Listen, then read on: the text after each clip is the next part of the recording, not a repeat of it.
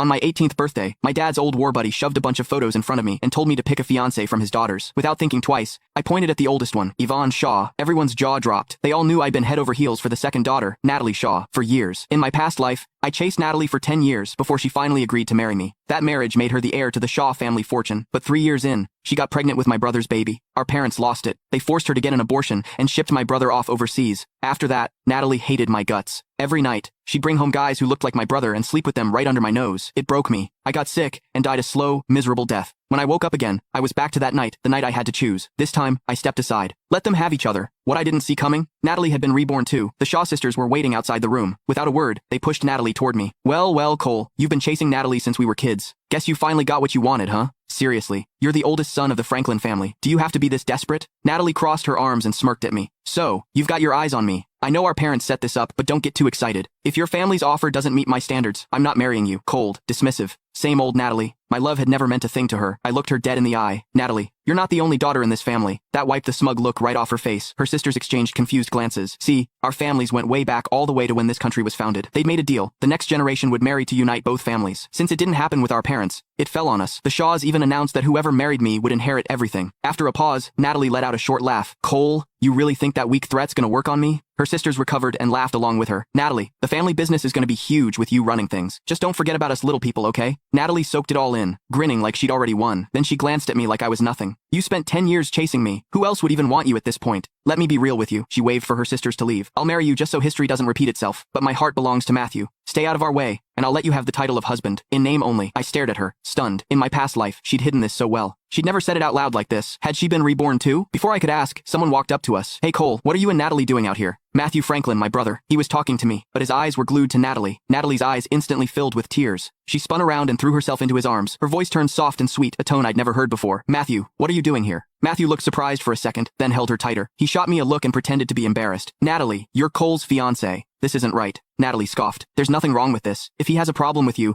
he can forget about marrying me. She grabbed Matthew's hand and walked off without looking back. I rubbed Yvonne's photo between my fingers and smirked. Natalie, I was never planning to marry you anyway. The party was winding down. Most guests had left when Natalie and Matthew finally showed up again. Natalie had changed into a high-neck dress. Matthew had faint marks on his neck that told the whole story. The tension between them was so obvious, you could practically smell it. The old me would have lost it, stormed over, made a scene. But I'd seen this play out 100 times in my past life. I was numb to it now. I knocked back my drink and turned to leave. When Natalie saw I didn't care, she frowned. For the first time ever, she called out to me. Cole, what's your problem? I'm your fiancé. Matthew's your brother. You're just gonna leave without saying hi? Where are your manners? Apologize to us right now, or you're not getting your birthday present. She was holding a small ring box. Matthew took it from her and waved it in my face, smirking. Cole, Natalie had this made just for you.